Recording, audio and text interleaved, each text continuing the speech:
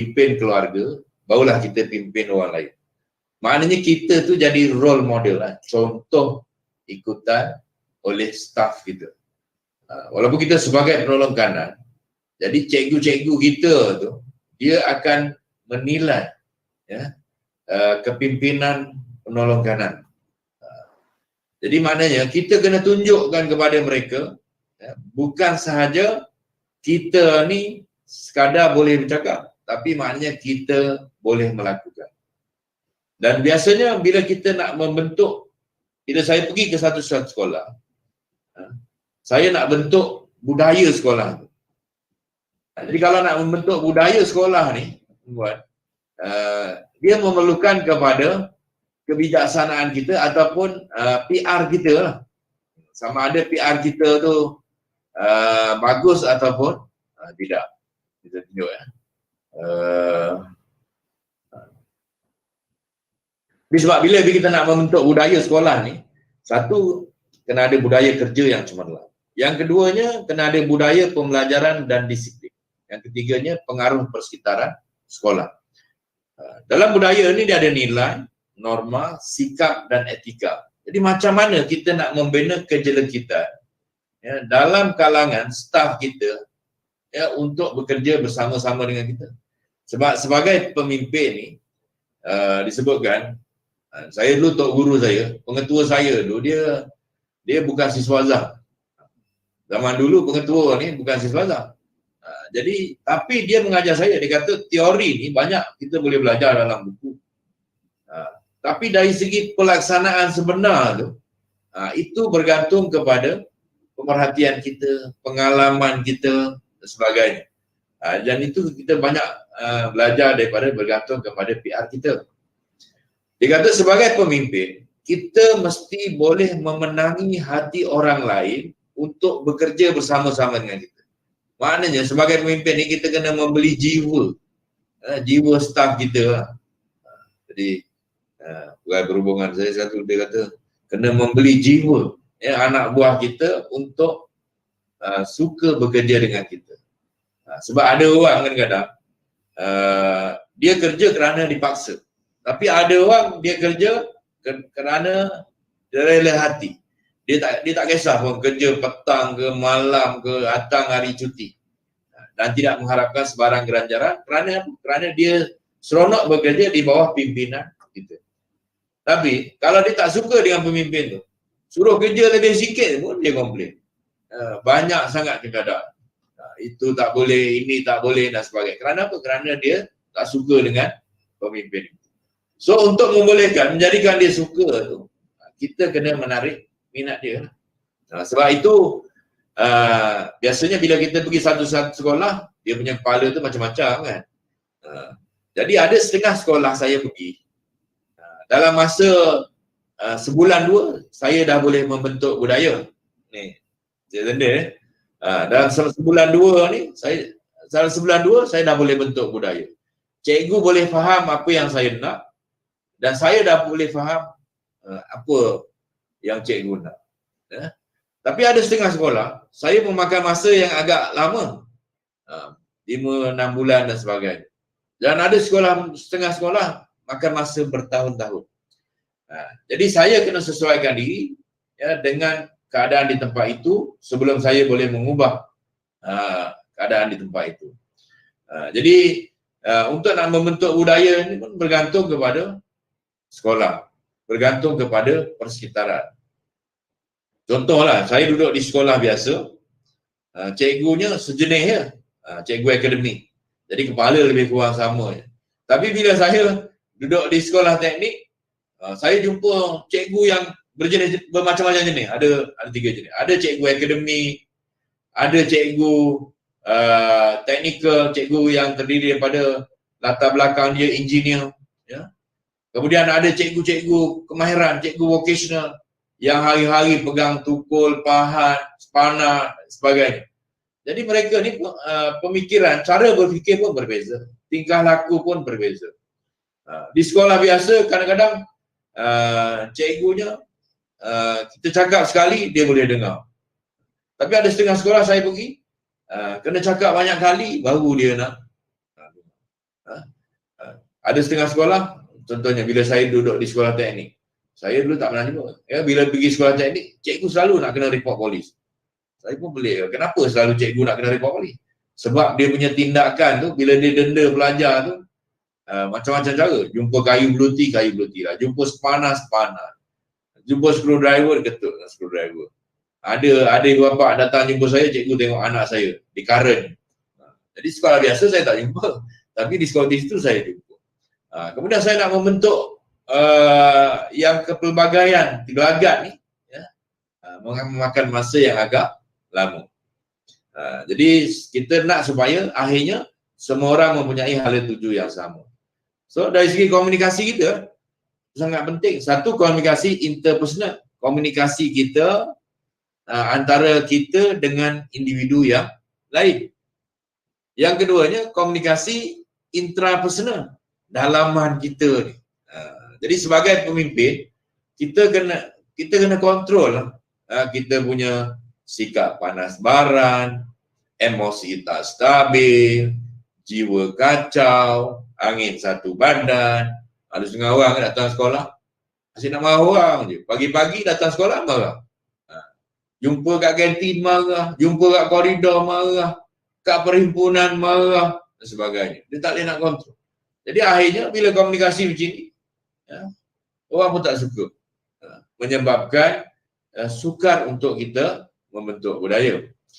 Jadi saya faham di setiap sekolah biasanya ada 4 kategori orang boleh bagi kepada 4 kategori. Kan cikgu kita kan, ada setengahnya bila kita kategori bintang, kalau kita bagi kerja pada dia, kita tahu dia ni, kalau dia ni, dia mesti buat up to date, excellent. Kita tak payah tanya, kita tahu dah. Kita memang akan dapat hasil yang bagus. Itu kategori bintang. Tapi ada kategori yang tak tahu, yang pelajar kan, yang baru-baru masuk dan sebagainya. Kita kena tunjuk ajar kat dia. Dia tak tahu, tapi dia nak bekerja. Ini pun okey bagi saya. Bagus.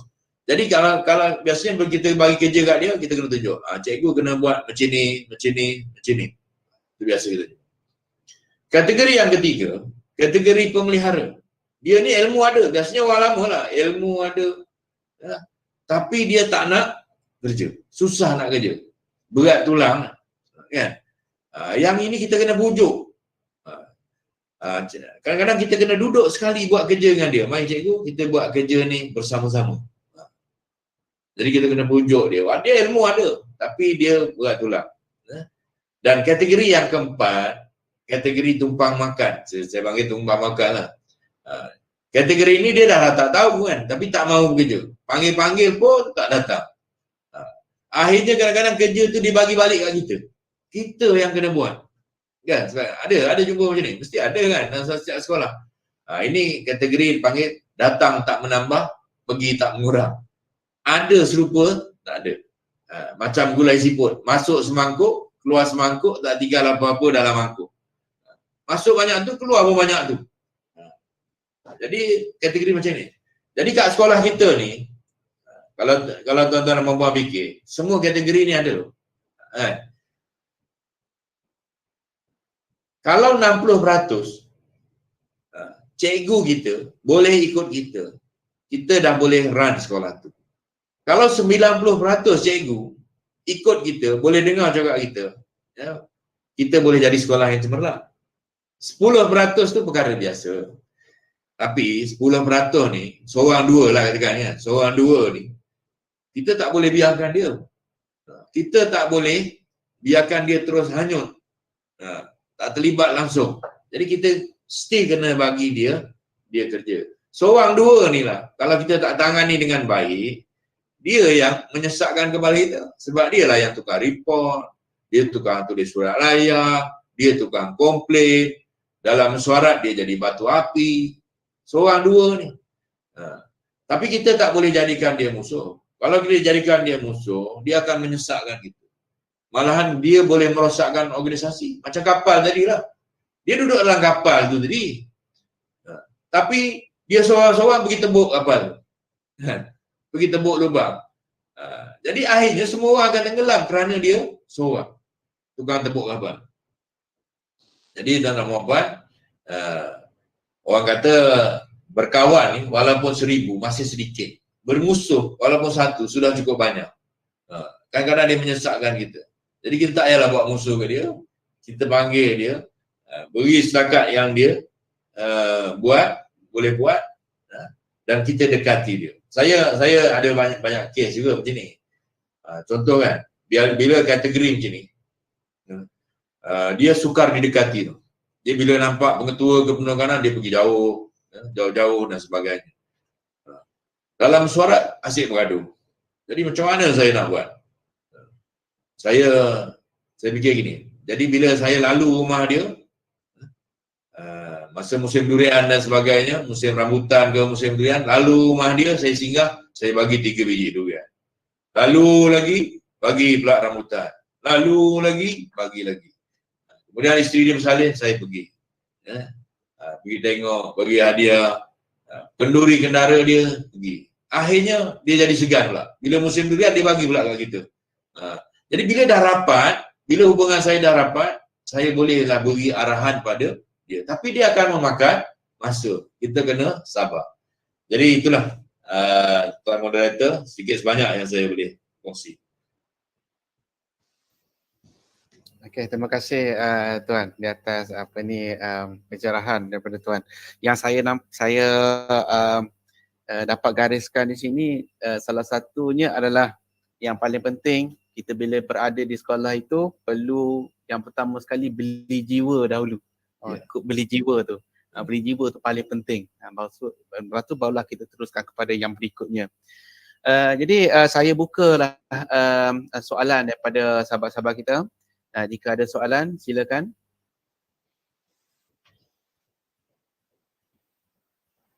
Ada tak?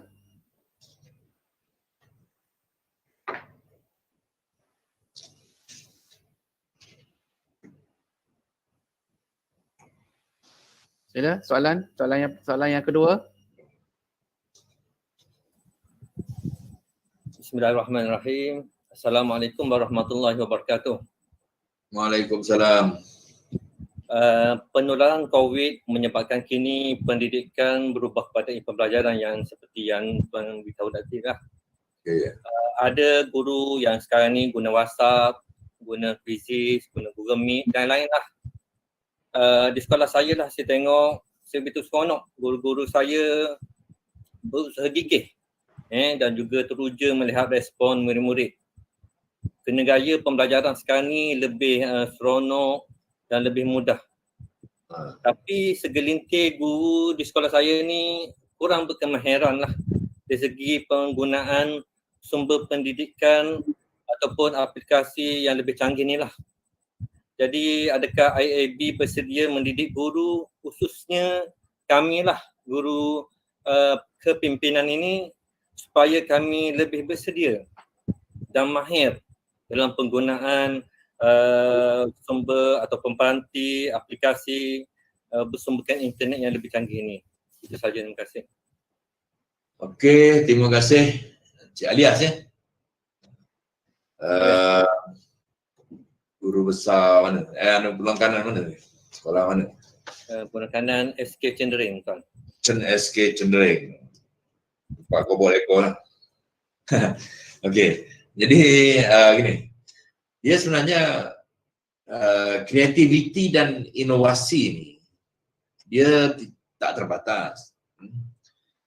Sebab itu dalam era pandemik COVID-19 ini, kalau kita tengok di media sosial lah, ada banyak kursus-kursus ataupun bengkel-bengkel yang dilakukan untuk tujuan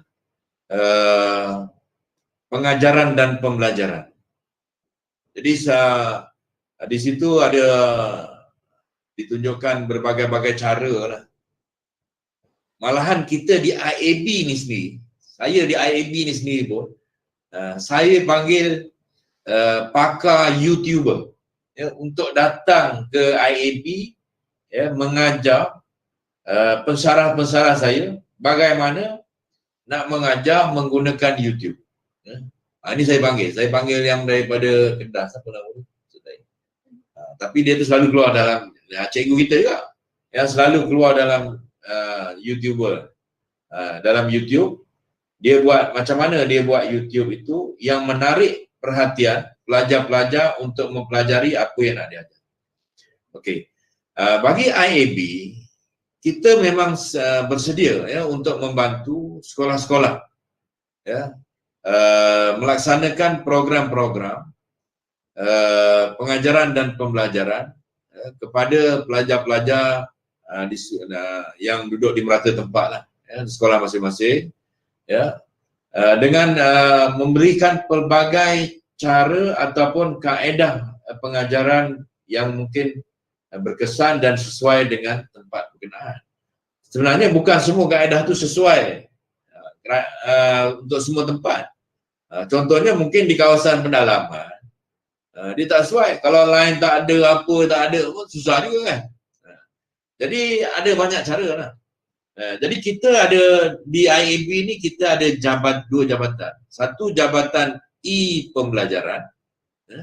Bagaimana kita melatih kepimpinan pendidikan untuk melaksanakan program pembelajaran ya, di sekolah masing-masing. Maknanya ada setengah modul-modul itu yang di-I-kan. Ya, kursus-kursus yang di-I kan. Jadi maknanya pelajar-pelajar boleh mengikuti kursus tersebut ataupun modul tersebut secara keseluruhan. Ya. Dia tak perlu menggunakan internet pun. Malahan kita boleh bagi dia punya modul itu dan dia boleh ikuti modul itu daripada A sampai Z secara terus. Tapi sekiranya line kita bagus, ada internet dan sebagainya, maka boleh digunakan live streaming, ya, menggunakan Google Meet, Google Classroom dan sebagainya. Dan ini juga boleh diajar oleh pesarah-pesarah daripada IAB. Malahan kita juga ada satu jabatan, ya, Jabatan Kepimpinan Teknologi dan Digital. Jadi Jabatan Kepimpinan Teknologi dan Digital ini dia mengajar kepimpinan sekolah bagaimana menggunakan teknologi dan digital ya, bagi membantu mereka menguruskan sekolah masing-masing. Jadi IAB sentiasa bersedialah. Dan perkara ni untuk makluman Cik Alias ya, sebab kita tak boleh face to face datang ke sini, kursus ini juga boleh diadakan secara online. Ya, maknanya boleh buat secara maya. Dan sebab itu IAB ni dia tak terbuka. Tak semestinya kita nak melatih pengetua dan guru besar saja. Malahan saya sendiri ya membuat kursus direct terus kepada sekolah. Maknanya boleh begitu kepada cikgu sekolah, cikgu Alias dan juga bersama guru-gurunya sekali. Kita pun boleh bantu. Sebab secara maya ni tak perlu pergi ke sana pun. Ya. Jadi boleh buat perkara macam ni ya, bersama dengan guru-guru di sekolah tuan-tuan dan puan-puan. Ya. Jadi itu Cik Alias ya. InsyaAllah. Okey, seterusnya. Okey, soalan yang seterusnya. Okey, sila. Assalamualaikum warahmatullahi wabarakatuh, Tuan rakan-rakan. Saya Ahmad Syarifuddin bin Abdullah, penungkan takbiran SK Sultan Sulaiman 1, sekolah SBT. Saya nak tanya Tuan, Sekolah berprestasi tinggi. Sekolah berprestasi tinggi. Ya. Terima kasih. Dalam membangunkan kecemerlangan sekolah, adakah perlu dihadkan tempoh masa ataupun dibuat sistem penggiliran bagi seseorang guru itu memegang jawatan seperti ketua panitia, setiap sukan bagi memastikan berlakunya peremajaan dalam kerja buat kita. Bagaimana pandangan Tuan? Okey, dia macam ni. Sebenarnya bila saya datang ke IAB CGS ni pun, antara perkara pertama yang saya buat ialah kita kena cek peranan dan fungsi yang dimainkan oleh setiap pensarah saya. Sebab tu saya buat penstrukturan semula. Supaya bila kita strukturkan semula tu, kita tahu peranan yang perlu dimainkan oleh setiap individu itu. Jadi macam ni, bagi saya yang penting sekali ialah bila kita bagi satu-satu tugas kepada seseorang cikgu tu, kita nak lihat cikgu tu berfungsi dan memainkan peranan yang betul lah, dan memberi impak kepada kecemerlangan sekolah. Saya bagi satu contoh lah. Masa saya di SMK Padang Biol, sekolah saya ni, bila saya pergi tu, ni sukan ni, bila MSSD, sukan olahraga ni, padang dan balapan, MSSD, selalu dapat, daripada 10 buah sekolah, selalu dapat tempat yang ke 6, 7, 8. Itulah ranking dia. Dapat 3 pingat emas, 4 pingat emas. Jadi saya kata ke cikgu, takkanlah sekolah kita, budak Felda yang macam ini punya ramai, 1,200 orang murid, kita tak boleh dapat banyak pingat emas, tak boleh menang. Jadi cikgu tu kata, dia kata dia dah lama kat situ. Dia kata memang dia buat macam mana pun itulah yang dapat. Okey. Jadi saya kata okey, sekarang saya nak buat program Jaguh 99. Saya ingat lagi tahun tu saya mula-mula saya jadi pengetua tahun 95. Jadi saya lancarkan program Jaguh 99. Sebab tu macam saya kata dengan tuan-tuan ni, sebelum tahun 95 saya ada idea tu, tapi saya tak boleh nak buat sebab ada pengetua. Jadi kalau pengetua tak berapa nak setuju dan sebagainya, saya tak boleh buat. Tapi bila saya jadi pengetua, idea tu saya boleh praktis. Jadi saya kata saya nak buat program Jaguh 99. Maknanya ada 4 tahun daripada sekarang. Masa tahun 95. Saya nak you pilih pelajar tingkatan 1 untuk setiap acara. 100 meter 2 orang, 200 meter 2 orang, lompat tinggi 2 orang, lompat jauh 2 orang. Semua acara tu 2 orang. Tapi kadang-kadang ada yang tidak lah. Kadang orang yang lompat tinggi 100 meter ni, 200 meter pun budak yang sama. Tapi saya nak setiap acara tu 2 orang. Dan saya nak tingkatan 1. Saya kata. Jadi dalam perancangan tu, saya dah nyatakan daripada pemilihan bakat, kita ada penetapan target, kemudian kita ada penyediaan peralatan, kita sediakan alat kepada pelajar-pelajar ni. Kemudian kita ada latihan yang terancang. Dan ada modul dia, latihan yang terancang. Dan latihan itu sepanjang tahun. Kemudian kita ada latihan masa cuti. Masa cuti sekolah dia kena berlatih sendiri, ada modul. Kemudian kita ada sesi motivasi yang berterusan. Kemudian ada ujian. Ujian ni perlawanan persahabatan dan sebagainya. Dan setiap bulan saya ada scorecard. Saya kata kita buat scorecard Januari, Februari, Mac sampai Disember. Hujung tu ada rekod MSSD, MSSP, MSSN. Kan? Jadi pelajar ni sebulan sekali dia mesti test. Kalau 100 meter berapa dia punya kepantasan. Kalau lompat tinggi berapa ketinggian. Jadi Januari kita tahu, Februari kita tahu. Jadi sebagai pengetua, saya pengeluaran kita boleh pantau, tengok. Okey, ada peningkatan. Sambil-sambil itu kita beri waktu. Dan sebelum bertanding kita ada camp semangat sepasukan, bina semangat. Lepas tu barulah bertanding. Bila bertanding, kalau menang kita ada skin insentif. Johan berapa ringgit, naik Johan berapa ringgit, tempat ketiga tingkat gangsa berapa ringgit. Peringkat daerah sekian banyak. Peringkat negeri sekian banyak. Peringkat kebangsaan sekian banyak. Jadi kemudian selepas daripada itu kita ada penilaian. Yang bagus teruskan. Yang tak bagus, tak mencapai target yang ditetapkan, kita drop. So kita ambil pengambilan baru. So proses itu berlaku sepanjang tahun. Dan saya bagi tahu setiausaha sukan, saya nak pelajar ni berlatih seminggu paling kurang 3 hari. Waktu PJ, orang lain main bola, main apa-apa pun, hoki dan sebagainya. Tapi pelajar jago 99 ni, dia fokus kepada tu. Kalau lompat tinggi, dia buat lompat tinggi. Kemudian petang pun dia datang. Jadi seminggu paling kurang 3 kali latih. Yang latih cikgu dia. Cikgu jago tu. Ada kita tetapkan cikgu sekolah tu. Cikgu sekolah saya. Tapi maknanya cikgu tu lah yang menjaga pelajar-pelajar. Dan saya beritahu, ajar teknik dan taktik yang betul. Teknik dan taktik yang betul. Jadi kalau dia berlatih setiap hari selama setahun, takkanlah tak jauh kalau dia baling, lompat jauh. Kalau dia lontar peluru, lompat jauh. Kalau sehari-hari dia lompat, takkanlah setahun tak jauh. Okay. Jadi tahun pertama saya buat nombor 1. Ini saya cerita. Program Jago 99 ni dengan bajunya, dengan topi semua saya berilah. Ada pelancaran pun.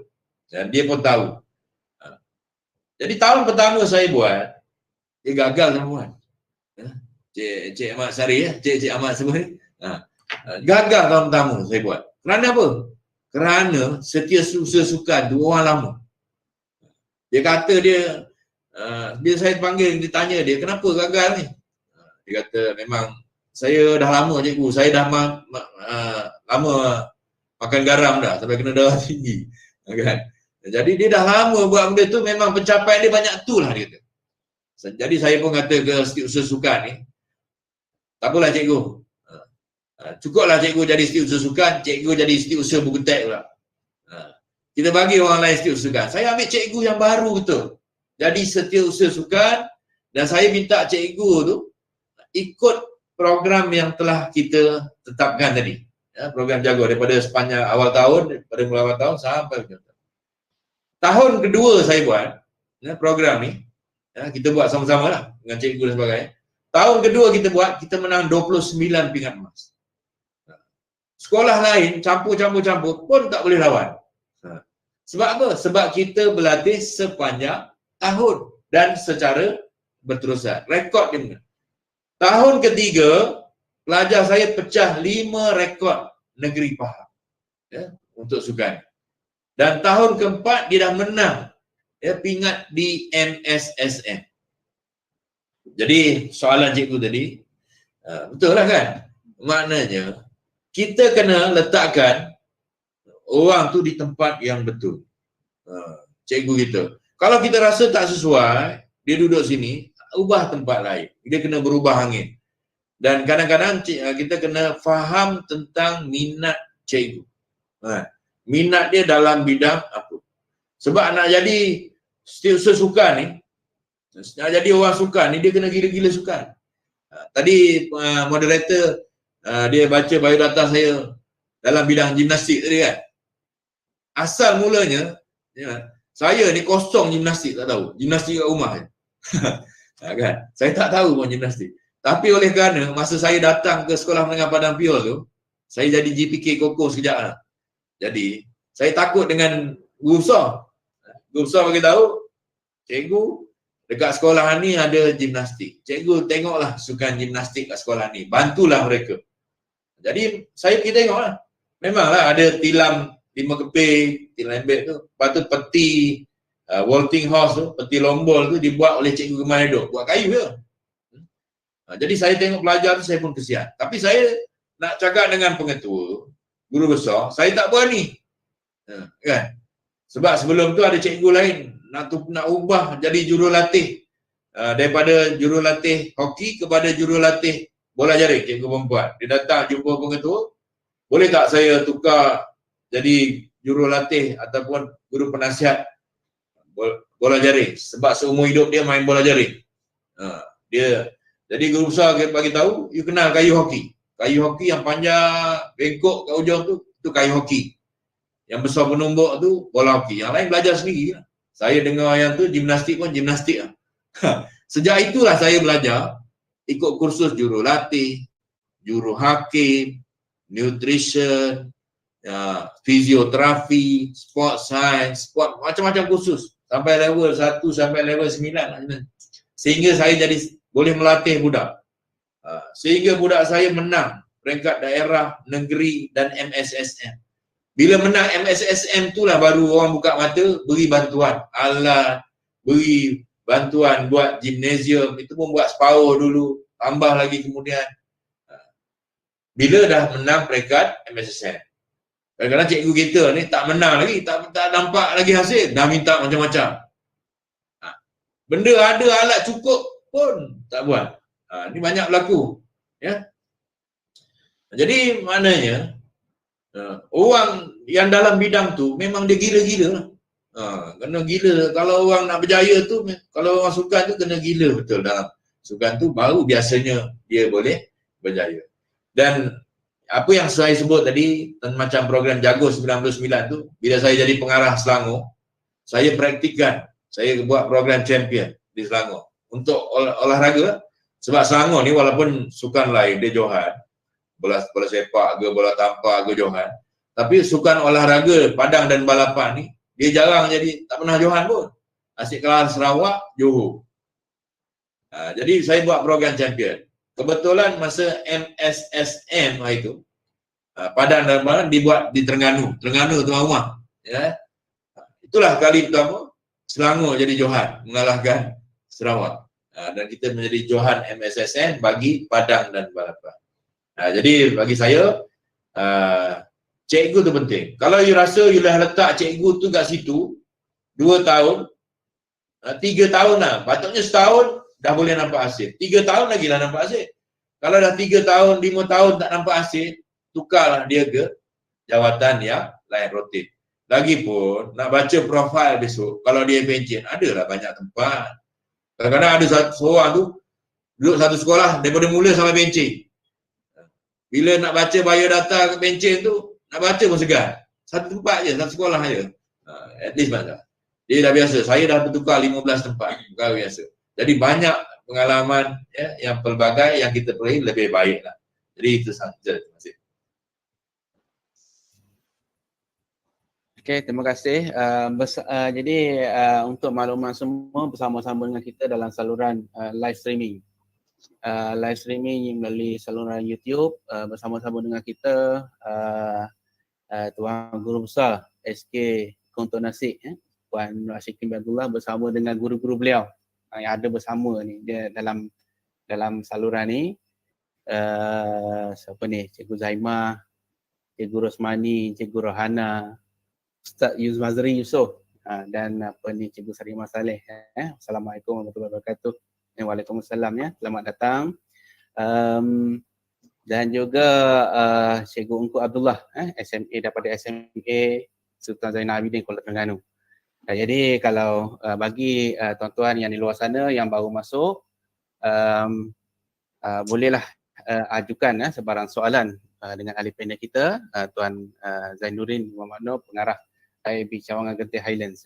Boleh tinggalkan komen dalam ruangan chatbox nanti kalau sekiranya ada sebarang soalan yang berkaitan, terutamanya yang berkaitan dengan isu-isu kepimpinan di sekolah, tuan-tuan. Jadi untuk yang berikutnya, soalan yang berikutnya, jadi saya lihat di sini ada satu soalan yang masuk. Soalan daripada Cikgu Sabri, SK Paluh. Salah satu faktor yang penting yang mempengaruhi kecemerlangan sekolah ialah komuniti. Komuniti, peranan PIBG dan PIBK lah tuan ya. Jadi soalannya iaitu bagaimana pengalaman tuan dalam menggerakkan komuniti ke arah membantu proses kecemerlangan sekolah dalam pelbagai sudut. Jadi soalan ni lebih kepada peranan komuniti, PIBK dan PIBG lah saya lihat tuan. Jadi sila tuan untuk soalan ni. Terima kasih secara moderator. Dia begini, sebab itu semasa saya jadi pengetua, ini satu contoh lah saya bagikan. Program Sementa Gemilang ni semasa saya menjadi pengetua di Sekolah Menengah Teknik Tengku Ampuan Afzal. Sebab tu nama Sementa tu. Jadi saya fokus kepada 7 perkara. Satu, pengurusan dan pentadbiran. Yang kedua, kurikulum. Yang ketiga, haluan murid, koko, keceriaan asrama, dan yang penting juga ialah komuniti. Nanti soalan tiga, ia berkaitan dengan komuniti. Sebenarnya komuniti ini adalah salah satu elemen ataupun aspek yang penting dalam membangunkan kecemerlangan sekolah. Sebab nak pastikan sekolah kita cemerlang ataupun tidak, dia bergantung yang pertama kepada kita punya staff dulu kan. Yang pertamanya warga kita dulu, iaitu cikgu-cikgu, ya, staf sokongan, pelajar. Dan seterusnya ialah komuniti. So kalau komuniti tidak memberi sokongan kepada program-program yang dilaksanakan oleh pihak sekolah, maka sekolah itu tidak akan dapat kerjasama daripada masyarakat, kan? Sebab itu biasanya komuniti ini saya bagikan kepada tiga. Satu, PIBG itu sendiri. Yang keduanya, masyarakat yang di luar sana, yang mungkin tidak ada anak di sekolah kita. Yang ketiganya ialah jabatan-jabatan atau agensi yang ada di luar yang boleh membantu kepada aktiviti yang dilakukan oleh sekolah kita. Dan sebagai pengetua ataupun penolong kanan, guru besar penolong kanan, PR kita kena baik lah. Maknanya rapport kita dengan orang di luar sana mestilah baik. Sebab itu masa saya di sekolah Felda, contohlah di sekolah Felda, bila saya nak dapat sekolah harapan negara tu, memang kebanyakan program yang dilakukan oleh sekolah akan melibatkan orang kampung dan juga jabatan-jabatan ataupun agensi sekitar. Contoh kan, bila kita nak buat sukan sekolah, sukan itu dilaksanakan oleh cikgu-cikgu kita lah, kan? Tapi nak buat lain pada nak jadi hakim ataupun pegawai pertandingan dan sebagainya itu kita libatkan belia. Nak buat rumah sukan dan sebagainya hias melibatkan ibu bapa. Malahan dalam aktiviti masak-memasak, jamuan dan sebagainya melibatkan blok-blok dalam Felda. Dia biasanya JKK ni, dia JKKR, dia ada dia punya blok-blok. Jadi kalau program-program sekolah masa saya di Padang Pio tu, dia beritahu saya, cikgu buat program je. Hal yang masak-masak ni, sembelih lembu ke nak masak apa dan sebagainya, serah pada orang kampung. Dia lah yang akan menguruskan. Okey. Jadi untuk komuniti ni, biasanya saya akan panggil. Saya akan beritahu. Okey. Untuk PIBG, program ni, sebab tu dalam buku saya tu ada ditunjukkan di sini. Dalam buku ni ada contoh bagaimana program untuk komuniti. So saya bagikan komuniti dalam ni, satu kelab staff, yang keduanya PIBG, yang ketiganya jabatan lain dan masyarakat. Untuk program kelab staff, kita ada jamuan berkala, malam apresiasi, khusus perkembangan staff, seminar motivasi, pertandingan karaoke, sukan kelab staff, lawatan kerja, hari keluarga. Okey, untuk PIBG kita dah ada program dah khusus untuk PIBG. Jadi pengurusi PIBG, jawatan kuasa PIBG, dia dah tahu dah. Ya, program yang kita akan laksanakan, program ni setahun hingga 3 tahun. Malahan ada yang sampai 5 tahun. Expo pendidikan, itu diurus oleh PIBG. Seminar motivasi ke ibu bapaan, diurus oleh PIBG. Program masyarakat masuk sekolah, ya, PIBG. Hari terbuka asrama, juga PIBG. Gotong royong muafakat, PIBG. So maknanya ini program yang diurus oleh PIBG. Kemudian program bersama jabatan lain dan masyarakat.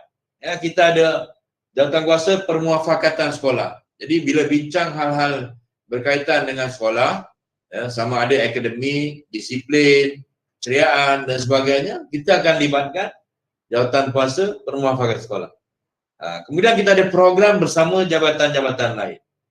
Contohnya untuk aktiviti koko, kawat kaki, ya, pasukan pakaian seragam. Kita melibatkan pihak bomber, kita melibatkan pihak polis yang mengajar. Jadi selain daripada jurulatih tu cikgu kita libatkan mereka. Malahan kadang-kadang mereka yang lebih kerap datang. Mereka yang beria-ria nak pastikan bahawa pasukan sekolah tu menang. Kerana bila pasukan sekolah tu menang, image dia pun naik sama. Dan kita juga ada program-program khidmat masyarakat. So itu nampak clear lah. Maknanya program yang melibatkan komuniti secara keseluruhan. Jadi kalau boleh dengan komuniti ni, kita terangkan kepada dia apakah penglibatan dia dengan sekolah. Jadi dia nampak clear lah. Ni kerana dia tak clear. Kita cuma jemput dia datang, nak sign report card, jemput surat PIBG, itu je. Jadi macam ni dah clear. Untuk expo, kita suruh dia urus. Tapi kita kena beri sokongan lah. Kalau dia ada idea nak buat gitu gini, jangan awal-awal kita dah cantas lah. Nak dengar cakap guru besar je. Jadi kita, asal dia beri cadangan, kita terima.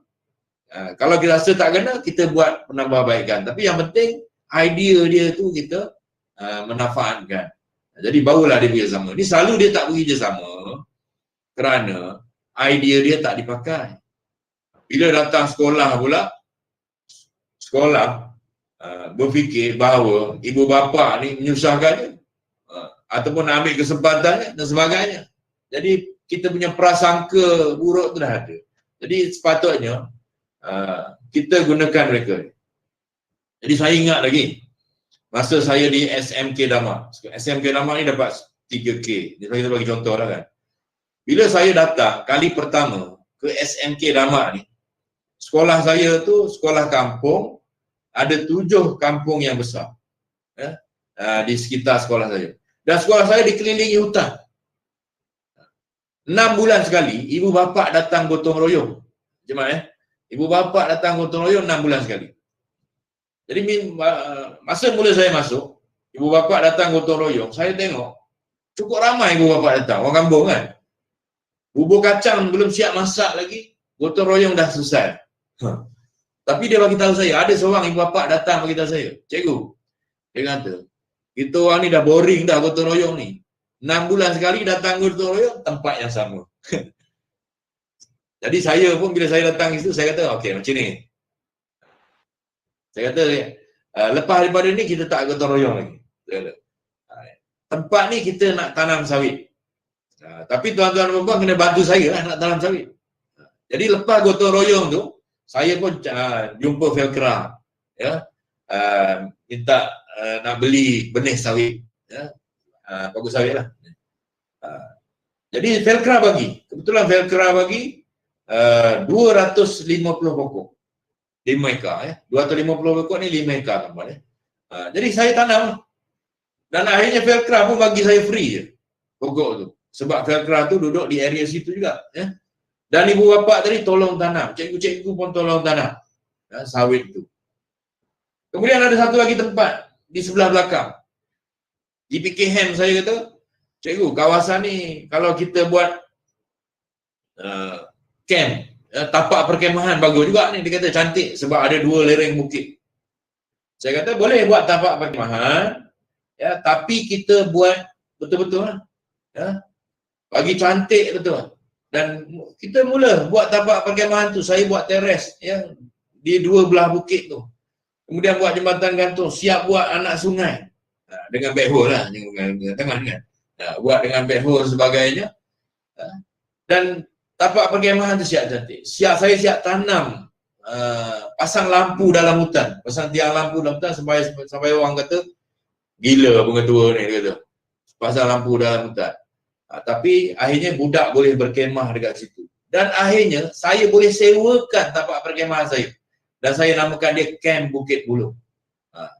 Camp Bukit Buluh ini kita sewakan kepada orang luar.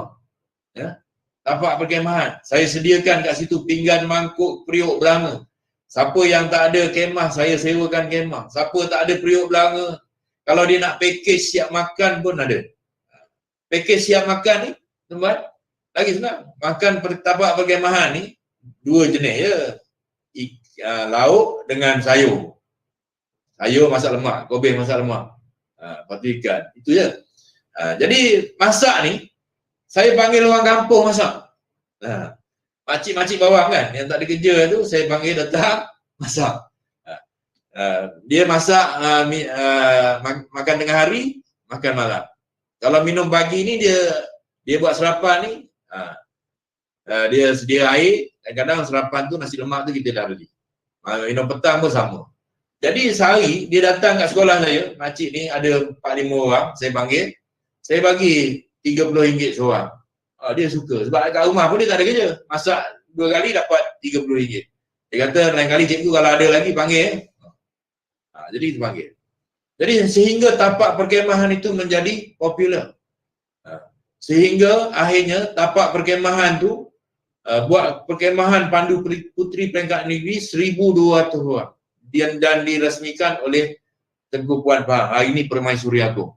Dan saya pernah beri ceramah kepada delegasi Asia Pasifik bagaimana Kem Bukit Guluh menjana pendapatan kepada koperasi sekolah. Tadi sawit kan. Ini Kem. Dan ada satu lagi tempat. Tapi yang pentingnya bila ada Kem tu, pelajar saya tu penting. Bila ada Kem tu, pelajar saya disiplinnya jadi bagus. Dan pelajar saya hebat dari segi perkemahan. Kawat kaki, kita boleh jadi Johan Negeri. Dan akhirnya 8 orang pelajar saya boleh pergi ke Karambunai Sabah. Cadet Bomber. Dan dia menang dapat ketua platoon terbaik. Cadet Bomber peringkat kebangsaan. Budak kampung, dia kata cikgu kita boleh naik kapal terbang, dia kata. Boleh naik kapal terbang, punyalah dia suka. Dan menaikkan semangat dia. Dan ada satu tempat depan rumah saya tu macam paya, caruk lah orang Pahang panggil caruk kan. Tempat berpaya sikit. Tempat itu kalau tidak semak, kalau lepas hujan biasanya kat depan rumah saya tu babi akan berkeliaran. Jadi apa saya nak buat? So saya dapat idea, orang kampung bagi tahu, cikgu ni kita buat kolam ikan. So kita buat kolam ikan. Dan saya dapat 5 kolam ikan kat situ buat. Memang cantik lah. Sebab tu sekolah tu boleh dapat 3K. Maknanya seluruh kawasan sekolah dimanfaatkan untuk tujuan pendidikan. Tapi tuan-tuan, idea ni datangnya banyak daripada cikgu-cikgu, ibu bapa, komuniti setempat. Jadi kita libatkan semua. Malahan dalam program gotong royong, jamuan, masak-memasak, ini semua kita libatkan dia. Maknanya dia tu rasa dihargai dan dia tu adalah sumbangan kepada sekolah. Bukan setakat nak Surat Agong PIBG sign report card saja. Jadi terima kasih. Okey, kita ada satu soalan lagi. Soalan ni berkaitan dengan komuniti kan. Berkaitan dengan komuniti, peranan komuniti ni. Soalan daripada Cikgu Engku Abdullah dari SMA Atas Sultan Zainal Abidin Batu Buruk Kuala Terengganu. Jadi soalan dia bunyi begini, selain daripada PIBG, sejauh manakah peranan alumni digerakkan dalam memajukan dan menggembilangkan sekolah? Apa komen tuan? Peranan alumni. Okey. So terima kasih pengetua SM. Ada pengetua kan? Ada besar ya. Ada SMK, SMA Atas. Okey. Jadi alumni ni sebenarnya dia ada peranan, bukan tak ada peranan. Tapi alumni ni dia bergantung kepada pengurusan sekolah juga. Kan? Sebab alumni ni adalah satu badan yang saya kira suka untuk nak memberi sumbangan secara terus kepada sekolah kalau tidak diurus dengan baik. Kan? Contohlah kalau sekolah-sekolah kampung, tak ada orang yang nak handle alumni tu takkan berjaya. Mungkin dia ada alumni, tapi dia buat program dia saja. Dia tak beri sumbangan kepada sekolah. Tak beri sumbangan kepada sekolah. Jadi kalau di sekolah-sekolah berasrama penuh, sekolah menengah teknik ataupun sekolah-sekolah elit, biasanya alumni dia kuat. Kerana alumni ni dia ada organisasi yang betul-betul terancang lah. Dan biasanya mereka ni bila ada organisasi yang terancang, mereka ada program-program yang dah ditentukan untuk membantu pihak sekolah. Contohlah saya kan, saya dulu pernah mengajar di Sekolah Menengah Agama Tengku Ampuan Afzan Jerantut. Sekolah tu ada alumni yang hebat bagi saya. Ada pengurusi, ya, ada setiausaha, ada bendahari dan ahli jawatan kuasa yang bekerja. Ahli jawatan kuasa ni pula ada dia punya jawatan kuasa untuk kebajikan, jawatan kuasa untuk pendidikan, kecemerlangan pendidikan, jawatan kuasa berbagai-bagai. So jawatan kuasa dia. Dan saya tengok pengurusi dan ahli jawatan kuasa ni bergerak. Boleh katakan setiap bulan ada program yang dia buat untuk memberi manfaat kepada pelajar. Tapi di pihak sekolah mesti ada cikgu, seorang cikgu atau dua cikgu yang mengelolakan, yang ada membuat hubungan dengan alumni ni. Kalau tak jadi. Kalau dia aja tak ada cikgu yang sambut, tak ada pihak sekolah tak sambut, dia pun tak jadi. So cikgu ni seolah jadi penasihat ataupun mentor kepada alumni ni tadi. Sebab itu boleh katakan setiap bulan ada saja program yang dibuat di antara alumni dengan pihak sekolah. Saya bagi contoh, dia buat ceramah motivasi kepada pelajar-pelajar yang akan menghadapi peperiksaan. Dia bawa alumni yang dah berjaya, ya, untuk beri motivasi. Sekolah surau, panas, tak ada aircon. Dia kutip derma, buat satu tabung, dan jawatan kuasa bergerak untuk dapatkan sumbangan daripada bekas-bekas pelajar sekolah. Dan akhirnya dia boleh pasang aircon. Komputer tak cukup, pun sumbangan datang daripada alumni. Tapi pastikan, ya, pengurusi ahli jawatan kuasa yang dipilih oleh alumni itu dia bergeraklah. Jadi nak menggerakkan alumni ni, pihak sekolah yang kena jadi mentor dia. Ya, kena bantu dia sentiasa panggil meeting dan sebagainya. Boleh bergerak. Sebab saya dapati juga ada setengah-setengah alumni ada nama dia, tapi tak beri sumbangan apa-apa pun. Sibuk buat reunion dia. Sedangkan sumbangan kepada sekolah tu tidak berlaku. So alumni ni walaupun dia satu pertubuhan yang asing, tapi kita di pihak sekolah ni kena beri nasihat, kena mentoring dia dan sebagainya, ya, supaya dia boleh memberi manfaat kepada sekolah. Masa saya jaga TWED dulu, alumni ni satu program yang wajib lah. Kerana bila kita ada alumni, satu, ya, kita boleh dapatkan sumbangan dalam bentuk material dan sebagainya. Yang kedua, kita nak sumbangan dia dari segi kepakaran. Kerana kebanyakan alumni ni, kalau di sekolah teknik, di KW dan sebagainya, ada yang dah berjaya. So kita nak dia beri sumbangan dari segi pemikiran, ya, dan sebagainya. Kemudian yang ketiganya, kita nak supaya alumni ni sama-sama membangunkan sekolah. Ya. Sebab kalau di Tibet, setengah-setengah alumni ni dia dah ada industri. Ya. So kita sekolah nak hantar pelajar kita buat on the job training dekat industri, so kita perlukan bantuan dia. Kita perlukan bantuan kepakaran dia. Kita perlukan bantuan dari segi machinery. Dan kita juga memerlukan bantuan daripada mereka, ya, untuk membolehkan pelajar kita bekerja di industri dia. Itu ada banyak lah. Maknanya ada win-win situation. Jadi bila kita nak buat MQA pun dia akan tengok ni, ya. Dia akan tengok daripada sumbangan daripada alumni dan sebagainya. Jadi itulah antaranya, ya, Cik Mat. Terima kasih. Okey, terima kasih pada Tuan Pengarah, Tuan Zainuddin. Okey, ada lagi tak soalan yang ingin bertanya kepada sahabat-sahabat kita? Assalamualaikum warahmatullahi wabarakatuh. Waalaikumsalam.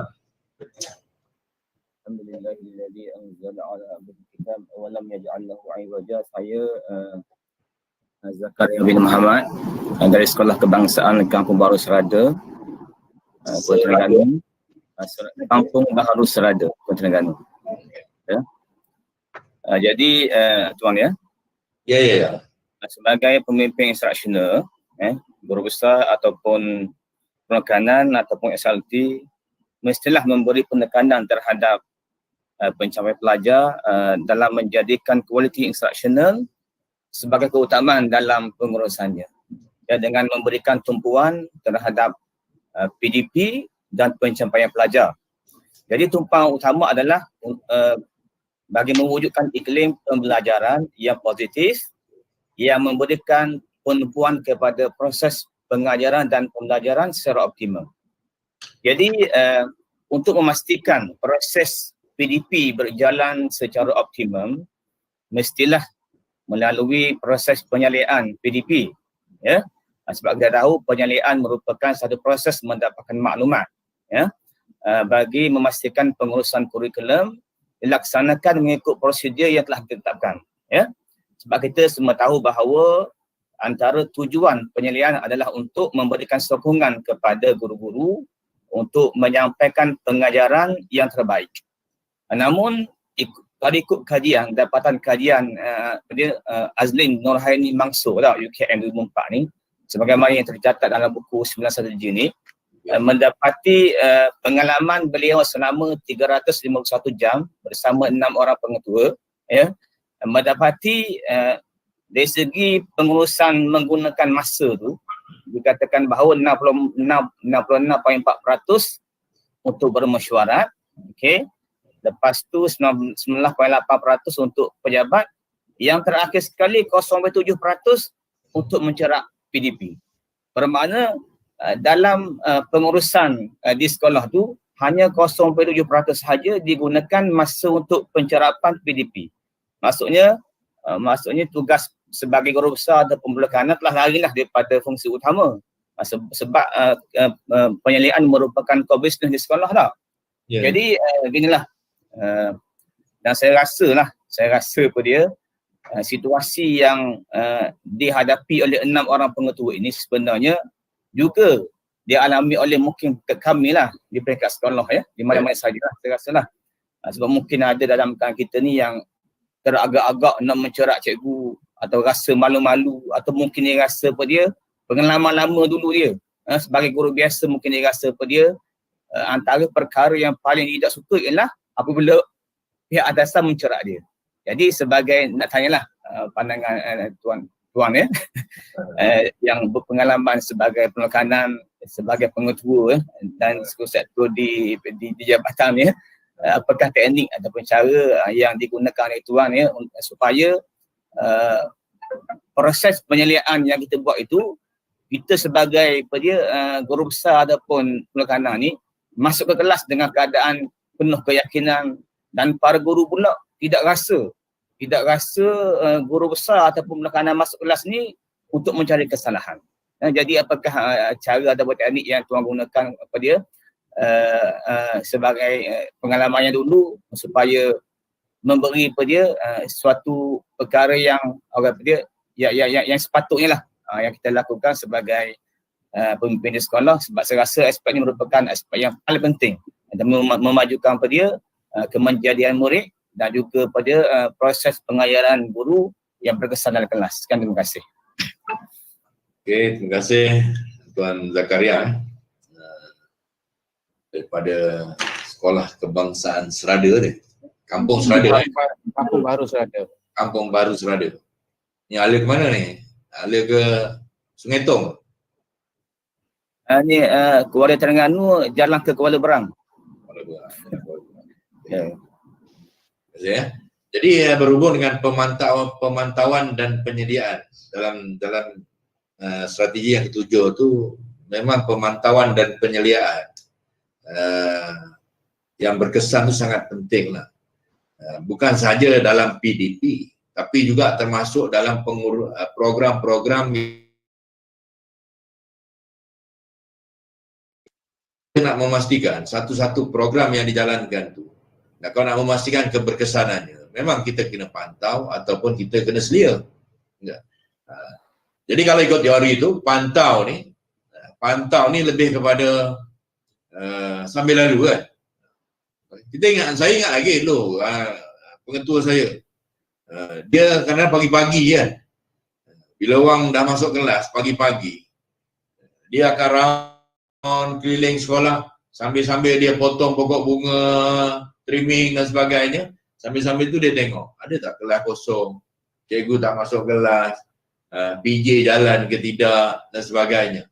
Jadi bila kita buat proses pemantauan tu, memang ada pemantauan pas laporan pemantauan dan penambahbaikan. Tapi pantau ni dia lebih kepada secara umum. Tapi bila kita buat penyeliaan, biasanya kita akan lebih detail. Kita akan duduk dalam kelas biasa. Kalau kita buat penyeliaan, kita akan duduk dalam kelas, kita akan tengok objektif dia mengajar, aktiviti dia ikut tak betul-betul sebagaimana yang dirancang. Sehinggalah memastikan bahawa objektif yang nak dicapai dalam pengajaran dia tu tercapai. Yang ni yang biasanya cikgu boring ni kan. Dia pun bila penyelia datang, duduk kat belakang, dia dah jadi lain macam. Mengajar pun jadi tak senang. Jadi apa yang saya lakukan, ini sebab Cik Hari tanya apa yang saya buat. Jadi saya senang je.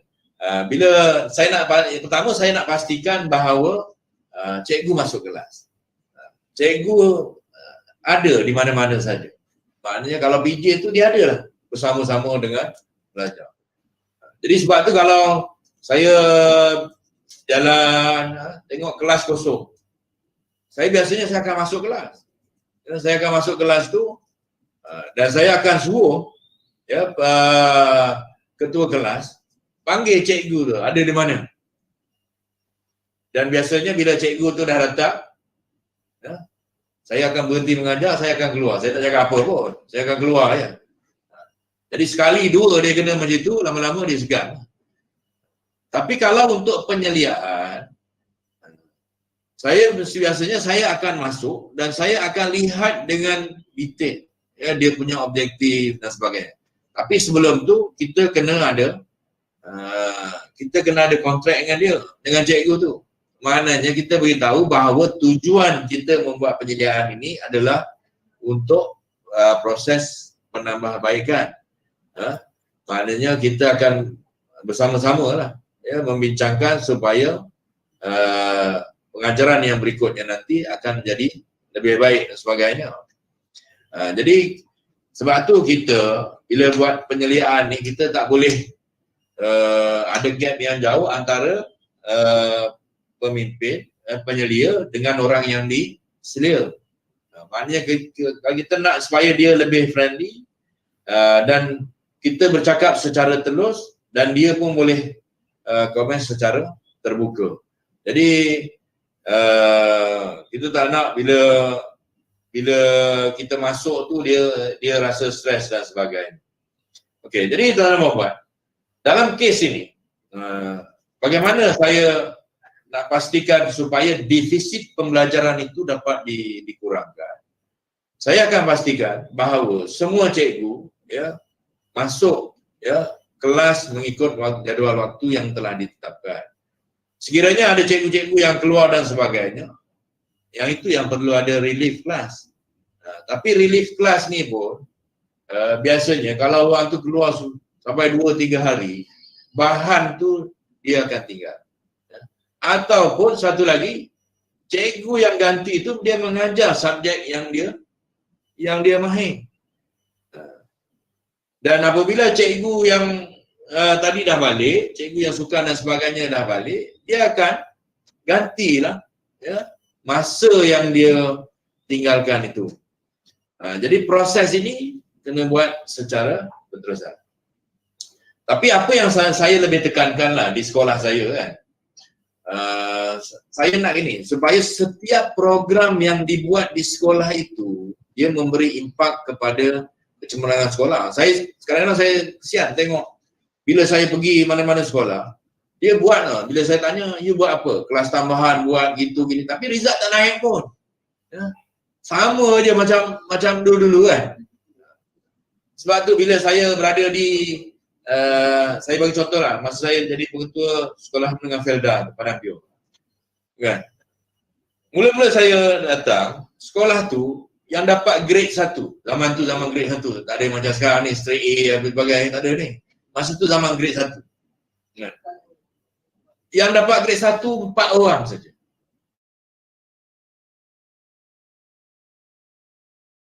Ramai-ramai 200 orang ni hanya 4 orang saja yang dapat grade 1, 4 orang, 5 orang macam tu kan.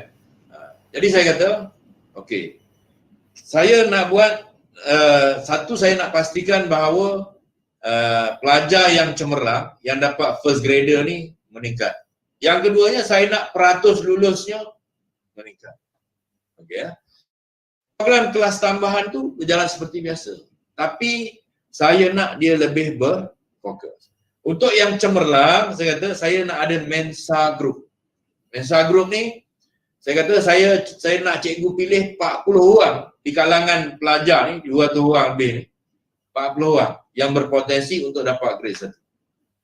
Bila saya cakap 40 orang, cikgu pun terlihat lah, terpandang saya, tengok betul ke pengetua ni, 40 orang. Saya kata gini, 40 orang ni, you buat satu grup 5 orang. 5 orang, 5 orang, 5 orang, jadi 8 grup. 8 grup ni, setiap grup tu, seorang pelajar tu mesti yang pandai sikit lah, yang dominan sikit. Supaya seorang ni boleh mengajar 4 yang lain. Tapi sebenarnya 4 ni dia akan, 5 orang ni dia akan belajar bersama-sama tuan-tuan ya. Mana balik je sekolah, petang ke, malam ke, dia akan belajar bersama-sama. Kan? Jadi kalau malam, hari ni rumah Wani, besok rumah. Sebab tu dalam grup tu, cikgu, kaunselor tu aturkan supaya dia duduk berhampiran antara satu sama lain. Jadi malam ni rumah Wani, malam esok rumah Wani, sebagainya. Malam ni mak dia buat cekodok, malam esok lempeng, malam esok. Dan saya pun boleh pergi ke rumah-rumah melawat. Sama wakil rakyat saya pergi kan. Melawat rumah orang ni, malam ni rumah orang ni, besok mana boleh tengok keadaan keluarga dia, keadaan rumah dia macam mana. Sambil-sambil boleh beri bantuan pun. Kan? Jadi 5 orang ni akan belajar bersama-sama. Dan saya minta PIBG sediakan, kalau dia ambil 10 subjek, sediakan 10 buah buku soalan. Buku soalan tu baru RM2.5 je satu, lebih kurang. Masa tu harga lah. Sekarang ni mungkin RM4-5 lah. Jadi setiap orang tu dibekalkan 10 buah buku. Dan mereka ni akan belajar bersama-sama. Kalau tak faham, besok baru dah dia tanya cikgu sekolah. Jadi cikgu tak terlibat pun. Cikgu hanya memantau saja. Ya, memantau saja. Jadi bila dia tak faham, besok dia datang sekolah, dia tanya. Dan Mensa Group ni dijaga oleh kaunselor. Ya. Kaunselor ni bukan je kaunseling disiplin saja, saya kata kaunselor ni juga dia kena kaunseling dari segi akademik, ya, pencapaian akademik. Jadi dalam saya suruh kaunselor sediakan satu papan kenyataan, dekat situ ada tulis Mensa Group, nama kumpulan, dipamerkan ya. Jadi setiap kali ujian, kumpulan terbaik akan diberi hadiah. Maksudnya kumpulan itu ditotalkan CGPA. Kumpulan terbaik 1 2 3 diberi hadiah.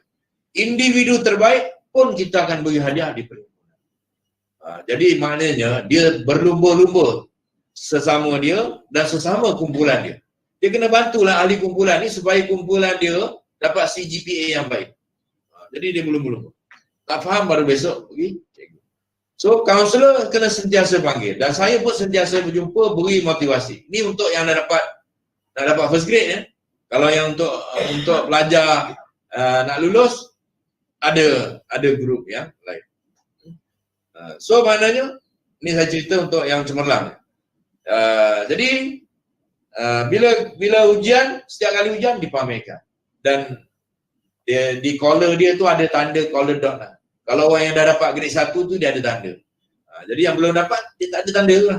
Jadi dia akan perlu bersemangat untuk nak dapatkan grade 1. Dan akhirnya bila saya buat macam ni, tuan-tuan tahu, bila keputusan keluar, kita dapat 41 orang grade 1. Daripada 4 orang tadi, pergi 41, lebih pula. Kumpulan tu ada 40 je. Sebab ada ibu bapa yang anak dia tak masuk dalam kumpulan tu, dia komplain. Dia kata kenapa anak dia tak boleh masuk dalam kumpulan Mensa Group? Saya kata, tak ada masalah, dia boleh buat kumpulan yang lain. Dan dia buat kumpulan sendiri. Walaupun dia tak masuk dalam Mensa Group. Kerana Mensa Group ni dia belajar sendiri. Cikgu hanya sebagai pembimbing saja. Dan cikgu hanya pantau saja. Tapi mana kat situ kita pantau. Ya, kita selia. Tengok. Itu program lah. Kalau penyediaan dalam kelas tadi, kita masuk dalam bilik darjah, kita tengok. Dalam bilik darjah pun, saya ada buat perkara yang lebih kurang sama. Jadi itulah ya, lebih kurang. Yang penting saya beritahu bahawa program yang kita buat tu mesti berfokus. Dan kita pantau serta seria pelaksanaannya untuk pastikan program tu mencapai kejayaan. Dan program macam Mensa ni, bila saya jadi pengarah negeri pun saya bawa ya, sebagai program champion di sekolah-sekolah di negeri Selangor. Dan memang ada beberapa sekolah yang ikut betul program itu melonjak naik. Ada sekolah daripada 6 orang 5A, 6A ya, boleh pergi sampai 20 lebih, ya, 26 orang. Ya, sekolah 26 orang yang dapat 6A dalam UPSR. Jadi itulah antara contoh tadi ya. Jadi saya harap saya dah menjawab lah. Ya, walaupun. Terima kasih. Terima kasih. Okey, terima kasih. Okay. Assalamualaikum. Boleh saya bertanya? Ya, silakan. Saya Cikgu Zaitun, PKP SK Bukit Bayas. Persoalan saya ialah kita para pendidik, kita sedar bahawa negara kita berusaha dalam bidang pendidikan untuk menyediakan murid-murid yang bersedia untuk menghadapi saingan masa depan. Jadi kita perlu sediakan murid yang mempunyai pendidikan yang tahu tentang futuristik. Kita nak menyediakan murid kita yang boleh menghadapi pelbagai kemungkinan dalam kehidupan lebih global, lebih maju, supaya mereka boleh bersaing. Satu permasalahan yang berlaku bagi kalangan murid-murid di sekolah rendah ialah mereka ni adalah terlalu muda dan mentah untuk diberi kefahaman. Dari segi guru pula, biasanya guru akan berkata sudah penat hendak memahamkan murid bahawa mereka perlu begini begitu. Murid pula bersikap seperti tidak ada apa-apa berlaku. Kalau kesedaran diberi, dia bersifat sementara. Begitu juga cabaran untuk memahamkan ibu bapa supaya mereka juga bersama-sama dalam menjadikan anak mereka boleh bersaing untuk kehidupan masa depan. Jadi saya minta pandangan daripada Tuan untuk memberi penjelasan dalam permasalahan ini bagi murid-murid di sekolah rendah. Terima kasih. Okey, terima kasih. Puan apa tadi daripada Puan Zaitun Abdul Rahman daripada SK Bukit Bayas. Bukit Bayas. SK Bukit Bayas. Bayas ni dia pokok kan? Pokok Bayas. Umbut Bayas. Mana Tuan? Bukit Bayas. Bukit Bayas. Sedap makan. Dia gini, bagi saya, bila sebut pendidikan ni, dia memanglah bermula daripada sekolah rendah lagi. Sebab itu di dalam UNESCO dia kata education for all tu kan. Kita nak beri pendidikan kepada semua orang. Di Malaysia ni, ingat saya masa saya jadi ketua sektor tu, saya kena kempen nak pastikan bahawa murid umur yang 4+, 5+ ni dah datang ke sekolah untuk mengikuti prasekolah. Sedangkan prasekolah ni tujuan dia ialah untuk nak memastikan budak-budak ni besok dia bersedia untuk memasuki darjah 1. Kan? Sebab tu kurikulum dalam prasekolah tu lebih kepada unsur didik hibur lah. Bagi dia seronok, dapat menyesuaikan diri dengan sekolah. Jadi bila masuk ke sekolah yang sebenar tu, dia tak ada masalah. Sebab itu kalau nak melentur buluh pun biar dari rebungnya, orang kata kan. Jadi masa muda-muda itulah kita lentur. Tapi saya faham bahawa bukan mudah ya kita nak mengubah ataupun nak membentuk seseorang pelajar itu mengikut kehendak kita. Contohnya dalam IR 4.0 ataupun dalam zaman pandemik COVID-19 lah. Sebenarnya dalam zaman pandemik COVID-19 ni, pelajar sekolah rendah lebih mudah diajar ya, menggunakan ICT ni, teknologi ni, Google Meet dan sebagainya. Orang tua lagi susah. Kan? Kalau dulu contohlah kan, kalau dulu, masa dulu, kalau kita nak sebelum pandemik ni, kalau kita nak pergi shopping, kita kena pergi ke kedai. Kita kena pergi ke, kalau kat sini, Kuala Lumpur ni orang kata pergi ke Sogo lah kan. Nak raya je Sogo penuh. Sampai pengsan-pengsan orang. Nak shopping. Mak saya pun, yang dah tua, ya, nak jalan susah pun nak pergi juga ke Sogo. Nak beli barang. Tapi bila keadaan berubah, masuk IR 4.0, lebih-lebih lagi pandemik COVID-19 ini, dah ada shopping menggunakan Lazada, Shopee dan berbagai-bagai lagi. Orang kata bagai apa? Cara lah. Malahan kat TV pun kita ada Go Shop ke apa kan? Yang boleh shopping melalui itu. Jadi mak saya dulu tak pandai pun komputer ni. Komputer tak pandai. Guna telefon pun dulu, telefon lah. Lepas tu anak dia belilah telefon yang baru sikit, yang touch screen ni. Dan hari ni bila cucu-cucu dia dah ajar dah, okey nenek kena beli macam ni. Nenek boleh pilih kat sini kan. Daripada tak pandai, akhirnya dia jadi pandai. Minat. Dan sekarang ni hari-hari shopping. Nak beli apa kat situ. Kan?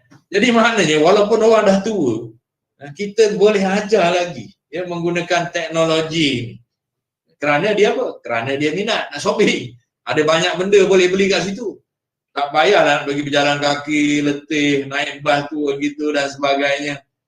Panas dan sebagainya. Ini duduk kat rumah sambil relax-relax boleh shopping. Boleh tengok macam-macam. Dan kita kena ingat, dalam era IR 4.0 ataupun ni pandemik ni, ada orang yang ambil kesempatan. Kalau orang tu pandai, kreatif, ambil kesempatan, dia boleh jadi kaya. Ya kan? Contohnya lah, masalah logistik, masalah pengangkutan. Timbullah Grab, e-hailing, ya? Macam-macam lagi. Masalah nak beli makanan, susah. Timbullah Food Panda, Go Get, ini macam-macam kan. Jadi orang ambil kesempatan pada tu. Kalau kita tak boleh ada Google Meet ni, tak ada YouTube ni, live streaming ni kita tak boleh buat. Kita pun tak nak fikir kan macam nak buat. Tapi hari ni orang dah buat. Orang kampung dulu bisnes kan. Kalau dia jual keropok leko kan, dia hanya boleh jual sekitar Terengganu. Paling luas pun sekitar Malaysia kan. Tapi hari ni keropok leko Tobeng tu boleh dijual sampai ke luar negara. Orang di luar negara boleh beli. Saya kat sini, saya nak beli belacan apa tu? Yang kat Kedah tu, Kuala Kedah lah apa nama? Tempat yang popular. Tanjung Dawai, ya. Nak beli belacan Tanjung Dawai. Saya tak payah pergi Tanjung Dawai. Belacan pun ada dijual dalam ni secara online, ya, secara online. Jadi tuan-tuan, kalau dulu kita pergi kat restoran, kita makan, kita order lah, nak makan 5, 6 kita order. Hari ni kita duduk rumah, kita boleh order daripada 6 restoran yang datang kat tempat kita. Jadi berbalik kepada persoalan tadi oleh Puan Zaitun tadi, pelajar kita mungkin terlalu muda dari segi kefahaman, kesedarannya kurang dan sebagainya ni. Saya boleh bersetuju, tapi saya juga boleh bersetuju tidak bersetuju. Kerana gini, kadang-kadang budak-budak ni dia lebih hebat pada kita tau. Saya tak berapa pandai sangat, contohnya menggunakan nak tengok itu, nak tengok ini menggunakan handphone ni. Tapi budak-budak yang kecil ni, dia boleh main game, dia boleh tengok cerita Korea, dia boleh order barang, dia boleh belajar matematik, dia boleh belajar sains daripada handphone dia. Kadang-kadang dia lebih tahu daripada kita. Kita Instagram tak berapa tahu, dia lagi tahu. Facebook kita tak berapa, itu dia boleh tahu. Dan dia boleh ada page dia sendiri pun. Saya pun baru nak belajar, contohnya kan. Jadi sebab itulah bagi saya, kalau kita nak bentuk kat dia, pelajar-pelajar ni, pertama sekali kita kena ajar dia daripada muda lagi. Kemudian kita kena ajar benda yang dia minat, menarik bagi dia. Dia kena buat. Sebab bila dia buat, lama-lama dia dah jadi biasa. Bila dah jadi biasa, dia jadi seronok. Tapi kalau kita tak mulakan, kita tak cuba, kita tak tahu. Tapi sebenarnya ada banyak kelebihan. Saya pun bukan sekolah aja, di IMB pun sama kan, ada pesara-pesara. Walaupun dia dah jadi pesara lama, tapi dia dari segi ICT ni dia kurang kemahiran. Tak pandai nak buat tu, tak pandai nak buat ni, nak streaming tak tahu dan sebagainya. Tapi bila kita berikan tugasan tu kepada dia, akhirnya dia terpaksa cari, terpaksa cuba. Dan hari ni dah boleh, dah boleh. Kalau tak ada tenaga pengajar, kita carikan tenaga pengajar, ajar dia. Saya tertarik, ada beberapa kawan saya lah yang jadi cikgu.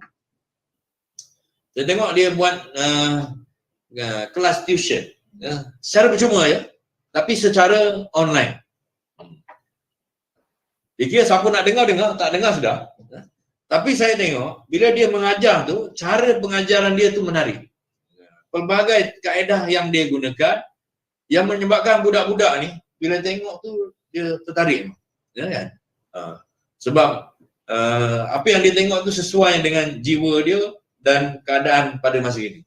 Ada Koreanya, ya, ada berbagai-bagai lagi lah yang dia buat tu. Jadi tak statik lah. Jadi maknanya dan saya tengok dia punya viewer tu pada peringkat mula tu hanya beratus-ratus. Tapi hari ni viewer dia dah ratus ribu. Dan apa yang dibuat tadi ialah pengajaran dan pembelajaran untuk pelajar bahasa Inggeris untuk pelajar-pelajar tingkatan 4. Dan ada juga yang cikgu-cikgu lain buat untuk sekolah rendah, saya tengok kan. Tapi menarik. Dan sekarang ni kalau kita tengok dekat TV tu ada channel yang budak-budak untuk budak-budak belajar ni. Jadi dah ada kat situ. Jadi saya pun perhati kat situ, memang menyeronokkan lah. Tapi kita nak tarik budak ni supaya tengok benda tu, itu perlu cikgu-cikgu lah untuk menggalakkan. Jadi saya percayalah ya, walaupun dia muda, pada peringkat mula tu dia nampak macam tak berapa minat, tapi kalau kita sentiasa, kita kena sabar lah. Jadi cikgu ni kena sabar kan, kena galakkan dia, akhirnya dia akan berminat. Dan bila dia dah berminat, itu kerja kita dah senang. Memang peringkat mula tu dia susah, tapi kalau dia dah minat, kerja kita menjadi senang. Macam saya buat program tu lah, Mensa Group. Kali pertama buat susah. Tapi kali kedua, bila ibu bapa dah tengok result dah bagus, dah ramai yang dapat first grade, lepas benda tu dah tak ada masalah dah. Apa saja yang sekolah buat, ibu bapa dia akan ikut. Ya. Jadi itulah ya, Puan Zaitun. Terima kasih. Okey, terima kasih kepada Tuan Farah. Okey, jadi masa kita sebenarnya sudah pukul 11.30 pagi. Saya ingat program kita ni dah hampir ke penghujung lah. Ya, itu Dia tak apa ni. Kalau sekiranya besok ada lagi yang tak dapat berpeluang dan sebagainya, dia boleh hantar soalan tu secara WhatsApp dan sebagainya lah kepada Puan Nur Fatimah ni, ada sini pegawai berhubungan, dia boleh catat. Ya Tuan, mungkin akan datang insya-Allah. Mungkin kalau ada ruang lagi nanti mungkin kita akan bersua lagi, ataupun kalau ada soalan-soalan yang ingin bertanya mungkin boleh ajukan terus kepada pegawai berhubungan IABGH Puan Nur Fatimah untuk diajukan. Mungkin soalan tu akan boleh dijawab kemudian nanti. Jadi Tuan, jadi masa kita dah hampir ke penghujung, pukul 11.30 pagi. Macam mana Tuan, boleh ikut satu lagi soalan yang terakhir ikut sebelum kita tutup sesi, ataupun macam mana Tuan? Boleh, senang soal boleh, tak ada masalah. Tapi saya ginilah, saya nak tekankan dalam kita membangunkan kecemerlangan sekolah ni, saya berpegang kepada inilah, ikut pengalaman saya lah ni. Contohnya ni lah kan, selalu kita buat program di sekolah, kita tengok input, aktiviti, output sampai outcome saja. Tapi kita tak tengok impact. Sebab tu kadang program yang kita buat itu, walaupun program tu nampak berjaya, tapi dia tidak memberi impact kepada kecemerlangan sekolah. Macam saya cerita tadi lah kan, kita buat sukan tu meriah, hebat semua. Tapi tak ada seorang pun yang wakil daerah, wakil negeri dan sebagainya. Kita buat jalan raya tu bagus, cantik kan. Jalan raya tu outcome dia. Tapi jalan raya tu tiba-tiba tak boleh bawa kelapa sawit keluar. Tak boleh jual kat luar. Jadi walaupun jalan raya tu ada dan baik, tapi tidak memberi impak kepada nak meningkatkan taraf hidup rakyat. Kita buat sekolah besar, tiba-tiba murid tak ada impak kan. Jadi sebab tu kalau program di sekolah kita kena tengok betul-betul bahawa program itu betul-betul berfokus dan akhirnya memberi impak kepada kecemerlangan sekolah. Tadi pun saya bercerita teman-teman tentang contoh-contoh di sekolah saya tu. Bukan apa, saja nak berkongsi. Ya, bukan nak tunjuk-tunjuk, dah ya. Tak ada niat langsung nak berkongsi. Kenapa saya bangunkan sekolah? Sebab nak buat 3K. Ada setengah sekolah gini, ada setengah sekolah orang terus nak fokus akademik pun tak boleh juga. Kadang-kadang murid dia tak berdisiplin. Murid dia banyak masalah. So kena betulkan disiplin dulu. Nak betulkan disiplin mungkin kena buat koko dulu. Ada setengahnya kena buat keceriaan dulu, baru boleh buat program akademik. Jadi dia saling berkait antara satu sama lain. Jadi berdasarkan pengalaman itulah that's why saya kongsikan 9 strategi ni. Maknanya bila kita pergi ke sekolah itu, perkara yang pertama yang paling penting ialah kepimpinan kita. Yang kedua, bila pergi ke situ kita nak bentuk budaya sekolah. So macam mana nak bentuk budaya? Kita kena tangani setiap orang supaya setiap orang tu rapat dengan kita. Kita boleh memenangi hati dia. Kemudian yang ketiga, kita bentuk iklim sekolah tu supaya iklimnya positif. Keceriaannya, psikososialnya, hubungan positif. Tak adalah yang bergaduh sama-sama lain, ada berpuak-puak, tak ada. Yang keempatnya, kita ada perancangan yang strategik. Perancangan tu betul, berfokus. Nak capai cemerlang, buat macam ni. Nak capai lulus saja, macam ni. Kan?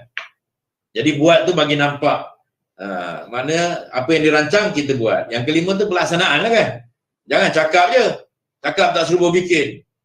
Cakap berdegah-degah, tarik tersangkut kat kan? Jadi maknanya kita cakap, kita buat. Cakap, buat. Yeah. Kemudian kreatif dan inovatif. Nak selesaikan masalah. Sebagai penolongan, kita kena kreatif. Okey, masalahnya macam ni. Masalah budak tak datang sekolah. Macam mana nak selesai? Masalah budak tak dapat A, macam mana nak selesai? Masalah budak tak lulus. So kalau tak lulus ni apa nak selesai? Kan? Kita buat sistem supaya yang ketujuhnya pemantauan dan penyediaan. Kita kena pantau dan sedia program yang kita buat supaya dia tidak lari daripada objektif yang nak dicapai. Kemudian kita taksir dan nilai. Penilaian tadi. Perlu ada KPI ke, scorecard ke, apa ya? Yang kita boleh tengok daripada mula, pertengahan sampai ke hujung. Dia capai tak? Kalau dalam pertengahan tu kita rasa ini tak boleh capai ni, so kita kena ubahlah. Lebih fleksibel. Dan yang akhir sekali, yang paling penting, yang ke-9, keberhasilan program, tuan-tuan ya. Itu keberhasilan program. Jadi itulah yang saya garap ya dalam buku saya 9 strategi itu. Ya. Jadi sebab itu ini berdasarkan pengalaman saja. Orang kata teori mana dan sebagainya, teorinya ada lah. Tapi kalau sekadar teori ya, tak boleh dilaksanakan, tak jadi juga. Tadi ada banyak persoalan, saya ucapkan terima kasih lah. Banyak-banyak kepada tuan-tuan dan puan-puan atas persoalan yang diberikan tadi. Walaupun mungkin jawapan itu tak menepati dan sebagainya, at least kita boleh berkongsi lah idea. Sebab antara satu sekolah dengan satu sekolah masalah tidak sama dan mungkin cara penyelesaiannya tidak sama.